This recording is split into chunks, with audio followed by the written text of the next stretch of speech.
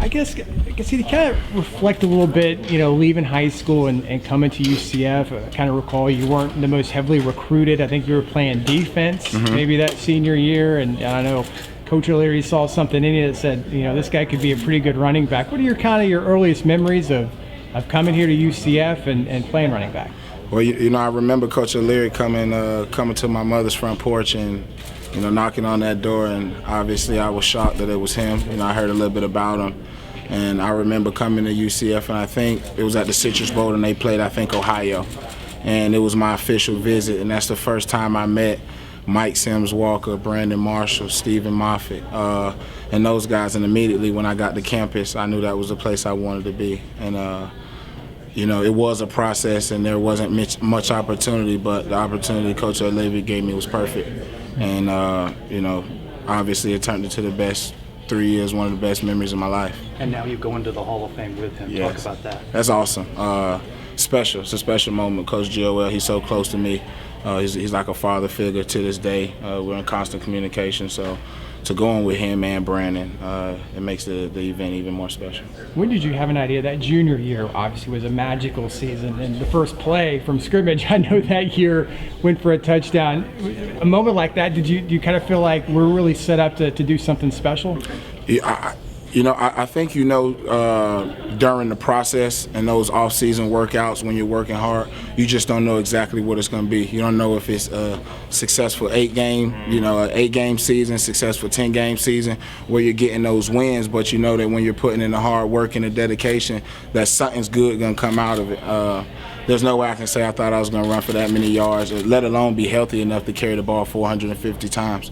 But obviously the process, the hard work me and my teammates put in, it made 2007 an awesome year. And you need a strong offensive line to pull that off. Absolutely. I got a chance to play with an all-pro and hopefully a future Hall of Famer in Josh Sitton, but along with guys like Pat Brown, I had an outstanding line really my 3 years here. And anybody who's a good running back can never have a bad line. What are some of your favorite memories when you kind of look back on your years at UCF? Hawaii Bowl for sure. That was some of the best memories with my teammates, going that far of a trip, spending that much time there. You can just imagine the things that college kids were doing to get ready for a game. The first game probably NC State of my junior year, just because that was the first time of getting a feeling of beating a real Power 5 program. And we went into it underdogs. We never felt like underdogs, and it was a tough game. They were a great team, but to come out on top, that was really my first victory beating that type of opponent, so it was good. How much pride do you feel about where the program is today? It's fantastic. Obviously, I'm a coach now, so we got a taste of it last year when we came to Bright House, or Spectrum. Sorry, we came to Spectrum, and just to see the guys that are coming out of the program, and I've been around those guys, so I always knew guys like Traquan Smith were stars, Shaquem Griffin, Shaquille Griffin. So, I got a chance to see those guys. Those are O'Leary. Those are his recruits. So, I've been around the program enough to see those type of guys coming in and out the program, and then obviously the amount of guys that we're having going pro. Before UCF wasn't looked at in that light. Now I think, at least in the state, everybody has to look around and see, where the program's at and who's really the top dog. What are you able to take from Coach O'Leary? I mean, you're your coach now, but what were you able to kind of take from some of those things from him that you've been able to use in maybe your coaching toolbox? You gonna be here for the speech? I don't want to run. No, I mean, really, O'Leary is the foundation of who I am as a coach and who I am as a man. And the reason I say that, because times have changed. I got 6 kids of my own. And the generation has changed. So when you pay attention to where these kids are at, Coach O'Leary is a person that instilled some standards in me that'll never change, and for the good. And tonight I'm going to share those moments, and the reason why I look back now that I'm 32 years old and wonder why he did some of the things he's done. And I find myself, running my own meeting room, and my standards haven't changed from what he taught me. So he's played a pivotal role in my life overall. I know when you were a player, you probably were thinking, NFL, you're going to have a long career there. But when did that coaching bug kind of get in your head for, thinking about post-career? Was it when you were here at UCF, or is it something you thought about more so, after your NFL career was done? Honestly, my coaching career, my NFL career came about the same way. I wasn't the child growing up. I didn't have a favorite NFL team. my opportunity came because my passion and love for the game. I just knew I was enjoying football. If you look back, because I look back at it now, at that college game day interview that was live, and again, I didn't start thinking about the NFL till people started asking me about the NFL. You know, I never once looked back and said, hey, you know what, I just had 288 yards. I need this many yards for 2,000 yards. I was practicing and trying to get wins, you know, for the team, and all these things just happened. So, you know, it happened to where, you know, I got an opportunity, and, you know, it presented itself, and I capitalized on that. And the same way in coaching.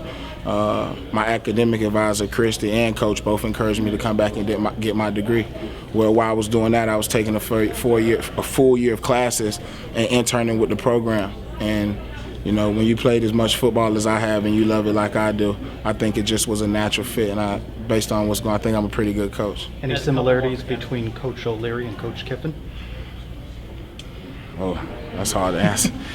I don't know. That's a tough question. I mean, the similarities, they're both great football minds.